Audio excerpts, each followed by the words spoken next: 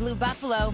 John Heyman tweets something and people listen. So when he sent out his awards middle of May, it gave us pause. Good Tuesday morning to you, John. On the Inside Corner, Memorial Day, kind of when we start talking awards, right? MVP first. Shohei Ohtani's always in the conversation, and rightfully so. But is there anyone a couple months into the season that makes you say, wait a minute, not so fast? Good morning. Good morning and happy birthday to you, Lauren. Thank you. Thank you.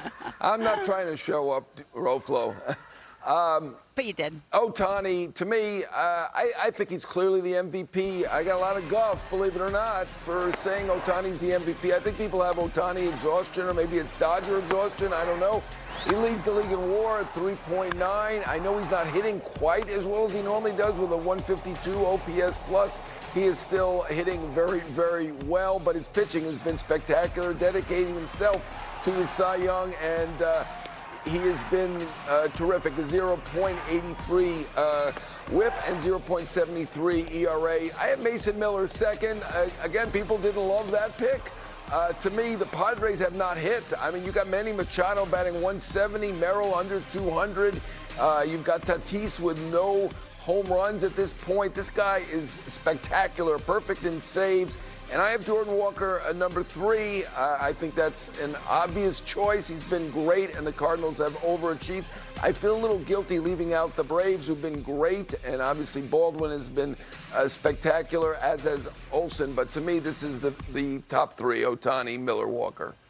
It's so interesting, John, because we were having the conversation, can a reliever win Cy Young? And now that conversation has bled into most valuable players. About 3 weeks ago, I think, that D-Row did his list for AL MVP. And it was 5-1, and it revealed slowly. And when we saw Aaron Judge, Robert and I saw Aaron Judge number 2, we thought, wait a minute. And he had Ben Rice number 1. Where is he on your list in the American League? I've got Ben Rice second. I would say Judge is in the top 5. I don't have him in the top 3. And, of course, I got some guff for that as well. He certainly has not been hitting like he normally does over the last couple weeks, but I think he's still the obvious favorite as the MVP. But I'm pretty Oakland A's heavy, and I look at which teams are in playoff position, and they are in first place with a 27-27 record. I favor catchers, which is why I thought Raleigh should have been the MVP last year. Obviously, Judge was his usual fantastic self. I have Langoliers. He's hitting over 300, has an OPS over 900. He has been a terrific. To me, he is the MVP at this point. I've got Rice second, 16 home runs. He's got 979 OPS. And I've got another A, Kurtz, third.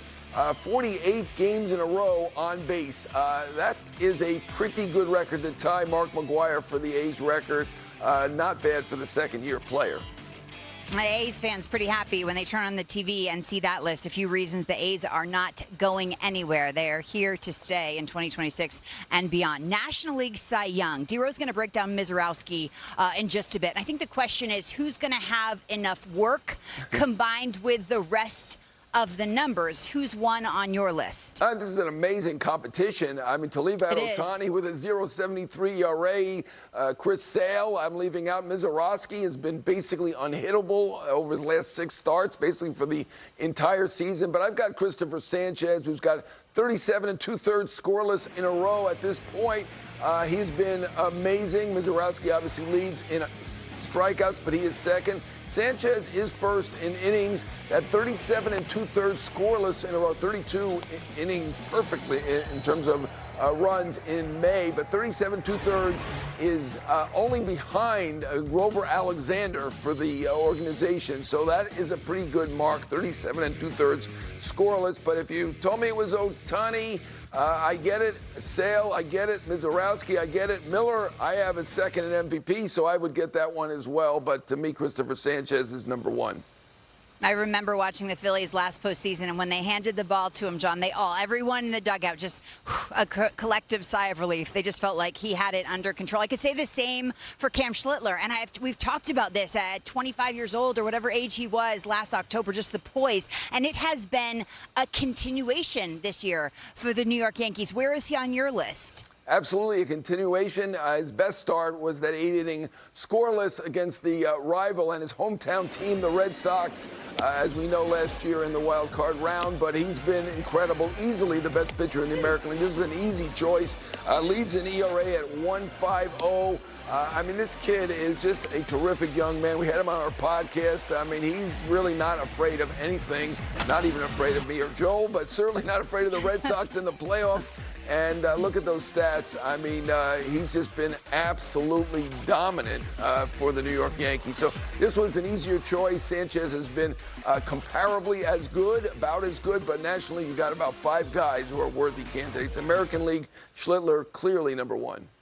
The Yankees have big-time October dreams, and Cam will be front and center of it all. Okay, National League and American League Rookie of the Year. I like this one. I see J.J. Weatherholt on this list. I feel like, John, when he flew through the minors, that we knew this was – did we know he'd be this good this fast? Start with the National League, if you would. You know, I'm not so sure. I mean, he's a shortstop by trade. He moved over to second base. Now he hasn't made an error since early April. Leads the league tied for hit by pitches with 10. Had 5 games in a row with a hit by pitch. I mean, he has been outstanding. 760 OPS. Been amazing in that leadoff spot, leadoff home runs against Skeens and Wu. He has really adjusted to second base. Got a great on base. That's helped out by the certainly by the hit by pitches, and he walks, and he has really adjusted to everything. And he is a natural leader. I think he is an easy choice for me. I got some guff. Some people think Sal Stewart, who's been really good with the Reds, and to me, J.J. Weatherholt is the man. And in the American League, there's too close to call for me. They've both been great. I do think Murakami is the clear favorite, leading the league in home runs over Judge and Rice and all the other guys that I named. And he's certainly an MVP candidate. I feel a little guilty having left him out of the MVP race, but certainly probably the favorite right now, understandably so. But I had to give it to also a share with McGonigal. I think he has been great with a 2.8 WAR. I mean, he is just a great ball player. I can't even believe it was a debate whether to put him on the team. He's their best player. Riley Green's obviously very good, but certainly in a disappointing season. He has been spectacular, particularly with runners in scoring position. I mean, he's great in the leadoff spot, but he's so good in runners in scoring position. They might want to think about that. Over 500 on base percentage with runners in scoring position and 2 outs, and he's hitting 361 runners in scoring position. So he's been great 2 ways, and I had to include him, although Murakami obviously has taken over the South Side in Chicago, and he's clearly the favorite, but I have to include McGonigal in this. You can't win this award in May. You can certainly lose it. Let's watch and see it together. John Heyman on the Inside Corner. Good stuff, as always. Robert. All right, great stuff, John. Lauren, when we come back, Jacob Mizorowski delivering more high-octane fuel against the Cardinals. Coming up next, Hero telling you why the Miz might be taking the game to a place where changes might be required. Just hear him out. Stay with us.